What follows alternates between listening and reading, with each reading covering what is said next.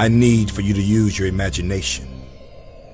Pretend I'm your preacher and you're my congregation, because I want to give you an illustration that I pray will bring you revelation. Let's say I see this girl and I think she's fine. Thought crosses my mind of her and I spending some time just to wine and dine at her place or mine, then hang on the door, do not disturb sign. Now freeze. Please understand, if you can, at this point there's been no sin, but the process has begun, and how I handle this thought will determine the outcome. As I stand there, I begin to notice her physique from her head to her toes, and then our eyes meet and she lets me know with a smile and a wink that all things are possible. Approach her I would, and most Negroes would say I should, but I'm a married man and a Christian. But it's a nice thought to know that I could. So I leave with this thought running freely of how she smiled and winked at me, and the many, many possibilities. And occasionally, as time passes by, I think of her and just what would have happened if I had given it a try. And it's funny how this thought is most prevalent in my life when there is strife between my wife and I. Like the other night, we got into a fight because money is tight and she spent too much at the mall. And I grabbed them receipts and the rest of that stuff and told her I was returning it all. And I thought about old girl on my way to the store and what it would be like if I wasn't married anymore. Then I got hit with a surprise when I walked through the door. All the could, would, and should that had crossed my mind now stood before me in the checkout line. I wanted to run, but I was stunned, and I had to think quick because here she come. But there was no need for me to drop a line. This girl wasted no time, gave me her digits, and didn't even ask for mine.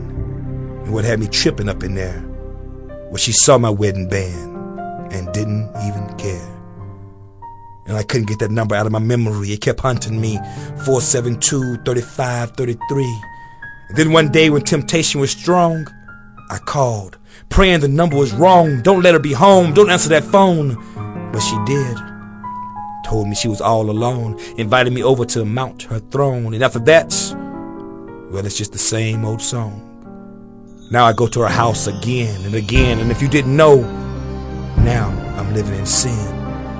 It started off conceptual, but now it's habitual, a ritual that has to end. And I've tried my best to tell her we gotta stop this mess, but every time I see her I fail the test. Then back to her house and, well, you know the rest.